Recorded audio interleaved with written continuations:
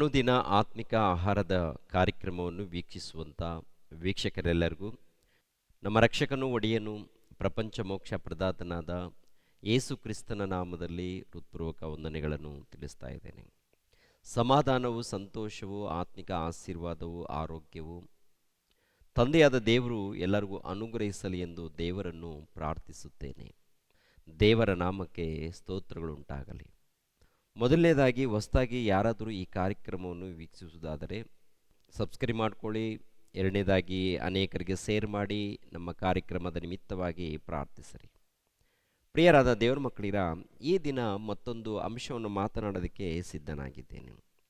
ಕ್ರೈಸ್ತರು ಮರೆಯದೆ ಮಾಡಬೇಕಾದ ಕಾರ್ಯಗಳೇನು ಎಂಬ ಅಂಶವನ್ನು ನಿಮ್ಮೊಟ್ಟಿಗೆ ಮಾತನಾಡ್ತಾ ಇದ್ದೀನಿ.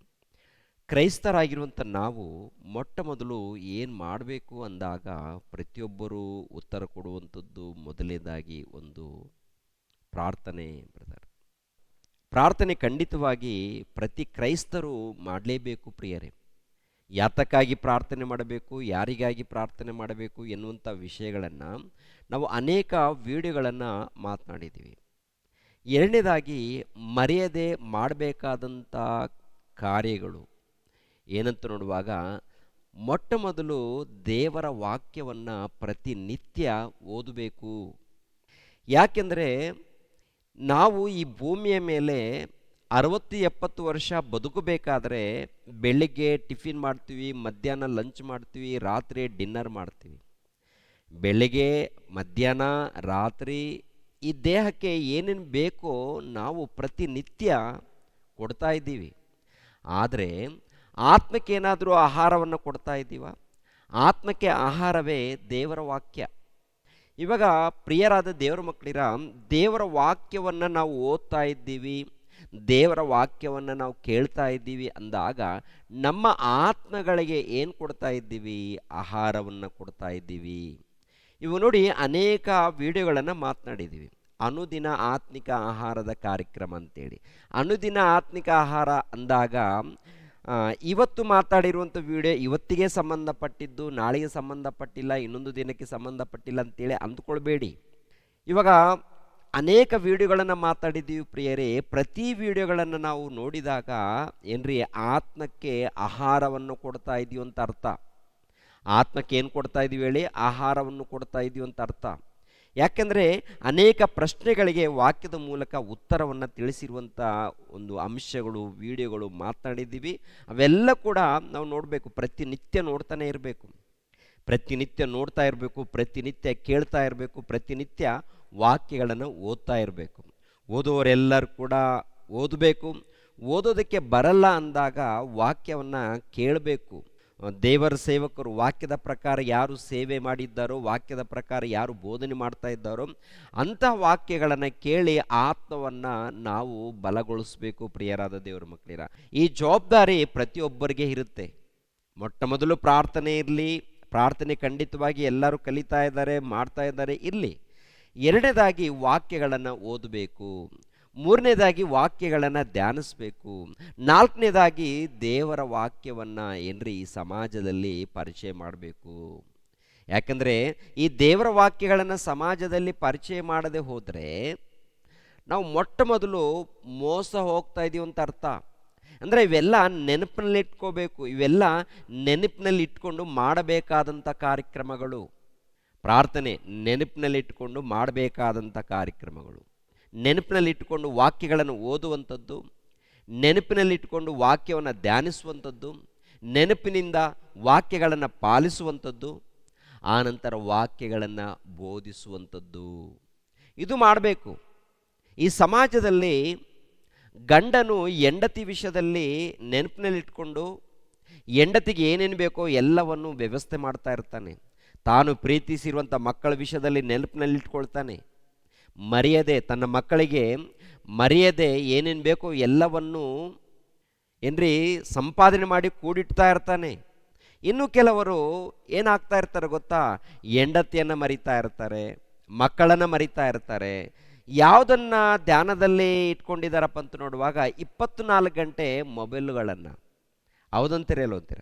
ನೋಡಿ ಪ್ರಿಯರಾದ ದೇವ್ರ ಮಕ್ಕಳಿರ, ಕೆಲಸಕ್ಕೆ ಹೋಗುವಾಗಲೂ ಕೆಲಸಕ್ಕೆ ಬರುವಾಗಲೂ ಹೋಗುವಾಗಲೂ ಬರುವಾಗಲೂ ಪ್ರತಿಯೊಂದು ಸಮಯದಲ್ಲಿ ಮೊಬೈಲ್ಗಳನ್ನು ಚೆಕ್ ಮಾಡ್ಕೊಳ್ತಾರೆ. ಅಂದರೆ ಮೊಬೈಲ್ಗಳ ವಿಷಯದಲ್ಲಿ, ಫೋನ್ಗಳ ವಿಷಯದಲ್ಲಿ ನೆನಪಿನಲ್ಲಿಟ್ಕೊಂಡು ಚೆಕ್ ಮಾಡ್ತಾ ಇರ್ತಾನೆ. ನನ್ನ ಮೊಬೈಲ್ ನನ್ನಲ್ಲಿ ಇದೆಯಾ, ಈ ಜೋಬಲ್ಲಿ ಇದೆಯಾ ಅಥವಾ ಪ್ಯಾಂಟಿನ ಜೋಬದಲ್ಲಿ ಇದೆಯಾ, ಎಲ್ಲಿದೆ ಅಂತೇಳಿ ನೋಡ್ಕೊಂಡು ಹೋಗ್ತಾ ಇರ್ತಾನೆ. ಎಂದರೆ ನಿಮಿಷ ನಿಮಿಷಕ್ಕೆ ಗಮನಿಸ್ತಾ ಇರ್ತಾನೆ, ಇಲ್ಲಿದೆಯಾ ಇದ್ದರೆ ಸೈಲೆಂಟಾಗಿ ಹೋಗ್ತಾ ಇರ್ತಾನೆ. ಮತ್ತೆ ನಿಮಿಷ ಆದಮೇಲೆ ಮತ್ತೆ ಇಲ್ಲಿ ಚೆಕ್ ಮಾಡ್ತಾನೆ. ಎಲ್ಲೋ ಒಂದು ಕಡೆ ಇರಬೇಕದು ಮೊಬೈಲು.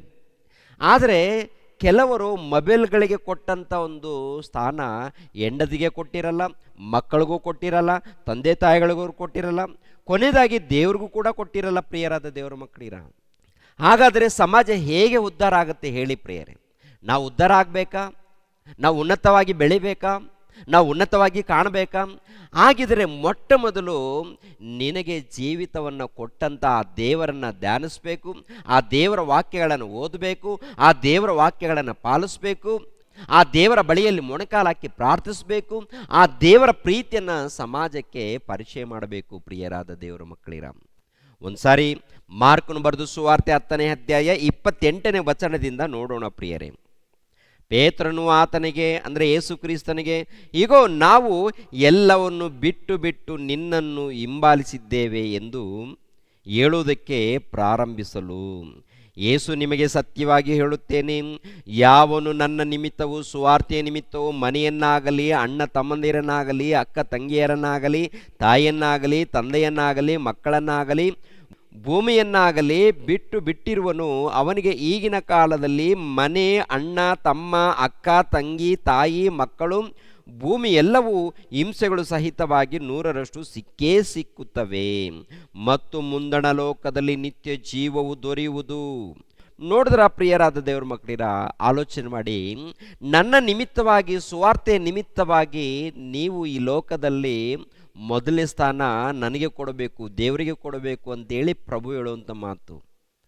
ಅಂದರೆ ನೆನಪಿನಲ್ಲಿಟ್ಟುಕೊಂಡು ಮಾಡಬೇಕಾದಂಥ ಕಾರ್ಯಗಳು ಮೊಟ್ಟ ಮೊದಲು ಪ್ರಾರ್ಥನೆಯಾಗಿರುವಾಗ, ದೇವರ ವಾಕ್ಯವನ್ನು ಓದುವಂಥದ್ದು ಎರಡನೇದಾಗಿರುವಾಗ, ಇದು ಓದುವಂಥದ್ದು ಮೊದಲನೇದಾಗಿ ಇಟ್ಕೊಳ್ತೀರಾ, ಮೊದಲನೇದಾಗಿ ಓದ್ರಿ, ಇಲ್ಲ ಎರಡನೇದಾಗಿ ಪ್ರಾರ್ಥನೆ ಮಾಡ್ತೀರಾ, ಮಾಡಿ.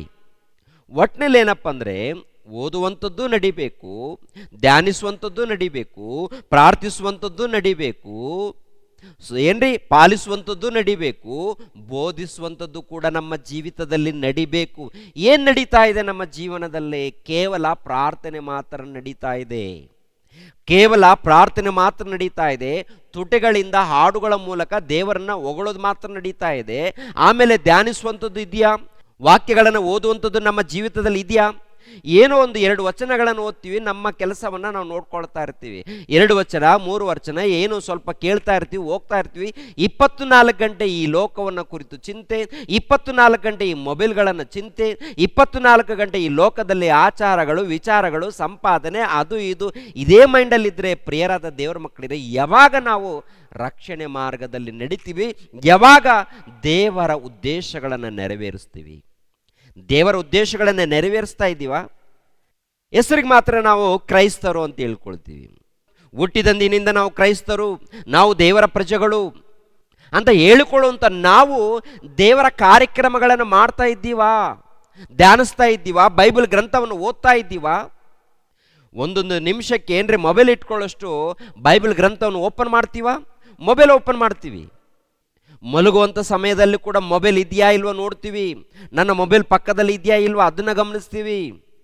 ಹೆಂಡತಿ ಬಗ್ಗೆ ವಿಚಾರ ಮಾಡಲ್ಲ, ಮಕ್ಕಳ ಬಗ್ಗೆ ವಿಚಾರ ಮಾಡಲ್ಲ, ತಂದೆ ತಾಯಿಗಳ ಬಗ್ಗೆ ವಿಚಾರ ಮಾಡಲ್ಲ, ದೇವರ ವಾಕ್ಯದ ಬಗ್ಗೆ ವಿಚಾರ ಮಾಡಲ್ಲ. ಸೃಷ್ಟಿ ಮಾಡಿರುವಂಥ ಸೃಷ್ಟಿಕರ್ತನನ್ನು ಕುರಿತು ವಿಚಾರ ಮಾಡದೆ ನಿನ್ನ ಬದುಕು ಎಲ್ಲಿಗೆ ಹೋಗ್ತಾ ಇದೆ? ನಿನ್ನ ಜೀವಿತ ಎಲ್ಲಿಗೆ ಪ್ರಯಾಣ ಮಾಡ್ತಾ ಇದೆ ನಿನ್ನ ಜೀವಿತ? ದೇವರ ಮಕ್ಕಳು ಎಂದು ಕರೆಯಲ್ಪಡುತ್ತಿರುವಂಥ ನಾವು ಮಾಡಬೇಕಾದಂಥ ಕಾರ್ಯಕ್ರಮಗಳು ಏನ್ರಿ ನೆನಪಿನಲ್ಲಿಟ್ಕೊಂಡು ಮಾಡಬೇಕಾದಂಥ ಕಾರ್ಯಕ್ರಮಗಳಿವು. ಊಟದ ವಿಷಯದಲ್ಲಿ ಮರ್ತಿಲ್ಲ, ಆಹಾರದ ವಿಷಯದಲ್ಲಿ ಮರ್ತಿಲ್ಲ, ಫೋನಿನ ವಿಷಯದಲ್ಲಿ ಮರ್ತಿಲ್ಲ. ಆದರೆ ಬದುಕನ್ನು ಕೊಟ್ಟಿರುವಂಥ ದೇವರ ವಿಷಯದಲ್ಲಿ ಮರ್ತಿದ್ದೀರಾ? ಬದುಕನ್ನು ಕೊಟ್ಟಿರುವಂಥ ದೇವರ ವಾಕ್ಯದ ವಿಷಯದಲ್ಲಿ ಮರ್ತಿದ್ದೀರಾ? ದೇವರನ್ನು ಧ್ಯಾನಿಸುವಂಥದ್ದು ಮರ್ತಿದ್ದೀರಾ? ಹಾಗೆ ಮರ್ತಾಗ ಸತ್ತರೆ ನಾವು ಎಲ್ಲಿಗೆ ಹೋಗ್ತೀವಿ ಪ್ರಿಯರಾದ ದೇವರ ಮಕ್ಕಳಿರ? ನಿತ್ಯ ಜೀವನ ಪಡ್ಕೊಳ್ತೀವ? ಪರಲೋಕವನ್ನು ನಾವು ಪಡ್ಕೊಳ್ತೀವ? ಪ್ರಿಯರೇ, ನಿತ್ಯ ಜೀವನ ಪಡ್ಕೊಳ್ಬೇಕಾದ್ರೆ ಖಂಡಿತವಾಗಿ ಮೊದಲನೇ ಸ್ಥಾನ ಯಾರಿಗೆ ಕೊಡಬೇಕು ಹೇಳಿ? ನಮಗೆ ಬದುಕು ಕೊಟ್ಟಂಥ, ನಮ್ಮನ್ನು ಉಂಟು ಮಾಡಿರುವಂಥ, ನಮಗೆ ಜೀವಿತ ಕೊಟ್ಟಂಥ ಆ ದೇವರಿಗೆ ಮೊದಲನೇ ಸ್ಥಾನ ಕೊಡಬೇಕು. ಎರಡನೇ ಸ್ಥಾನ ತಂದೆ ತಾಯಿಗಳಿಗೆ, ಹೆಂಡತಿಗೆ, ಮಕ್ಕಳಿಗೆ ಕೊಡಲೇಬೇಕು. ಎಲ್ಲರನ್ನು ಪ್ರೀತಿಸಬೇಕು, ಎಲ್ಲರಿಗೋಸ್ಕರ ಪ್ರಾರ್ಥಿಸಬೇಕು, ದೇವರ ವಾಕ್ಯಗಳನ್ನು ಅರ್ಥ ಮಾಡಿಕೊಂಡು ಸಮಾಜಕ್ಕೆ ಪರಿಚಯ ಮಾಡಬೇಕು. ಹೌದಲ್ವಾ? ಖಂಡಿತವಾಗಿ ನೆನಪಿನಲ್ಲಿ ಇಟ್ಟುಕೊಂಡು ಮಾಡಬೇಕಾದಂಥ ಕಾರ್ಯಕ್ರಮಗಳಿವು. ಪ್ರಾರ್ಥನೆ ಆಗಿರ್ಬೋದು, ಓದುವಂಥದ್ದಾಗಿರ್ಬೋದು, ಧ್ಯಾನಿಸುವಂಥದ್ದಾಗಿರ್ಬೋದು, ಪಾಲಿಸುವಂಥದ್ದಾಗಿರ್ಬೋದು, ಬೋಧಿಸುವಂಥದ್ದು ಆಗಿರ್ಬೋದು, ಇವೆಲ್ಲವೂ ಕೂಡ ನೆನಪಿನಲ್ಲಿ ಇಟ್ಟುಕೊಂಡು ಪ್ರತಿ ಕ್ರೈಸ್ತರು ಮಾಡಬೇಕಾದಂಥ ಕಾರ್ಯಕ್ರಮಗಳು. ಮಾಡ್ತಾ ಇದ್ದೀವಾ? ಒಂದು ವೇಳೆ ಮಾಡಿಲ್ಲ ಬ್ರದರ್, ಇಷ್ಟ ಬಂದಾಗೆ ನಡ್ಕೊಂಡಿದ್ದೀವಿ ಅಂದರೆ ದೇವರ ಬಳಿಯಲ್ಲಿ ಹೋಗಿ ಮೊಣಕಾಲಾಕಿ ಪ್ರಾರ್ಥನೆ ಮಾಡಿಕೊಂಡು ಸರಿಪಡಿಸಿಕೊಂಡು, ದೇವಾ ನಮ್ಮನ್ನು ಕ್ಷಮಿಸು ದೇವ ಅಂತೇಳಿ ಪ್ರಾರ್ಥನೆ ಮಾಡಿ ತಲೆ ಬಾಗಿಸಿ ವಿಜ್ಞಾಪನೆ ಮಾಡಿದಾಗ ಖಂಡಿತವಾಗಿ ದೇವರು ನಿನ್ನನ್ನು ಕೈ ಹಿಡಿತಾನೆ, ಖಂಡಿತವಾಗಿ ದೇವರು ನಿನ್ನನ್ನು ಕಾಪಾಡ್ತಾನೆ, ಖಂಡಿತವಾಗಿ ನಿನ್ನನ್ನು ನಡೆಸ್ತಾನೆ. ದೇವರು ಮರೆಯುವಂಥ ದೇವರಲ್ಲ, ಕಾಪಾಡುವ ದೇವರು, ನಡೆಸುವ ದೇವರು, ನಿತ್ಯ ಜೀವವನ್ನು ಕೊಡುವಂಥ ದೇವರು, ನಿನ್ನ ತಂದೆಯಾದ ದೇವರು. ಆತನ ಮನಸ್ಸನ್ನು ಅರ್ಥ ಮಾಡಿಕೊಂಡು ವಿಧೇಯನಾಗು, ತಲೆಬಾಗಿಸು, ಪಾಲಿಸು, ಕೇಳು. ಹಾಗೆ ಮಾಡಿದರೆ ಪ್ರಿಯರಾದ ದೇವರ ಮಕ್ಕಳಿರ, ದೇವರು ನಮ್ಮನ್ನು ಇಷ್ಟಪಡ್ತಾರೆ. ನಾವು ಸತ್ತೋದರೆ ನಿತ್ಯ ಜೀವವನ್ನು ಕೊಡ್ತಾರೆ. ಆ ನಿತ್ಯ ಜೀವವನ್ನು ನೀವು ಪಡಿಬೇಕು, ನಾನು ಪಡಿಬೇಕು, ಲೋಕದಲ್ಲಿ ಪ್ರತಿಯೊಬ್ಬರು ಪಡಿಬೇಕು, ಪ್ರತಿಯೊಬ್ಬರು ರಕ್ಷಣೆ ಹೊಂದಬೇಕೆನ್ನುವಂಥದ್ದೇ ದೇವರ ಸಂಕಲ್ಪ ಪ್ರಿಯರೇ. ಆದ್ದರಿಂದ ದೇವರ ವಾಕ್ಯವನ್ನು ಧ್ಯಾನಿಸೋಣ, ಪಾಲಿಸೋಣ, ವಿಧೇಯರಾಗೋಣ, ಒಳಪಡೋಣ, ಈ ಸಮಾಜವನ್ನು ಪ್ರೀತಿಸೋಣ, ದೇವರ ಪ್ರೀತಿಯನ್ನು ಸಮಾಜಕ್ಕೆ ಪರಿಚಯ ಮಾಡೋಣ. ದೇವರು ನಿಮ್ಮನ್ನು ನನ್ನನ್ನು ಆಶೀರ್ವದಿಸಲಿ. ಎಲ್ಲರೂ ತಲೆಬಾಗಿಸಿರಿ, ಪ್ರಾರ್ಥನೆ ಮಾಡೋಣ. ನಮ್ಮನ್ನು ಬಹಳವಾಗಿ ಪ್ರೀತಿಸುವಂಥ ಪ್ರಿಯ ಪರಲೋಕದಲ್ಲಿದ್ದಂಥ ನಮ್ಮ ತಂದೆಯಾದ ದೇವ, ನಿಮಗೆ ಸ್ತೋತ್ರಗಳು ತಂದೆ. ನಮ್ಮನ್ನು ಉಂಟು ಮಾಡಿದ್ದೀರಾ, ನಮಗೇನೇನು ಬೇಕು ಈ ಲೋಕದಲ್ಲಿ ಪ್ರತಿಯೊಂದು ಕೂಡ ಸೃಷ್ಟಿ ಮಾಡಿದ್ದೀರಾ ತಂದೆ.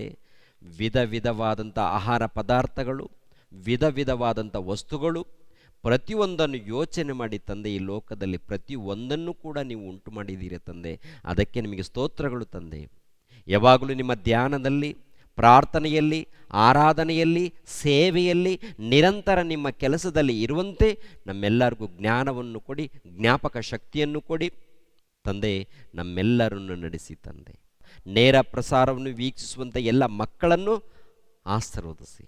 ನೆಮ್ಮದಿ, ಶಾಂತಿ, ಸಮಾಧಾನ, ಆರೋಗ್ಯ ಪ್ರತಿಯೊಂದನ್ನು ಕೂಡ ಅನುಗ್ರಹಿಸಿ ತಂದೆ. ಯೇಸು ಪವಿತ್ರ ನಾಮದಲ್ಲಿ ಬೇಡಿ ಹೊಂದಿದೆಯಪ್ಪ ತಂದೆಯೇ, ಆಮೇನ್. ಎಲ್ಲರಿಗೂ ವಂದನೆಗಳು.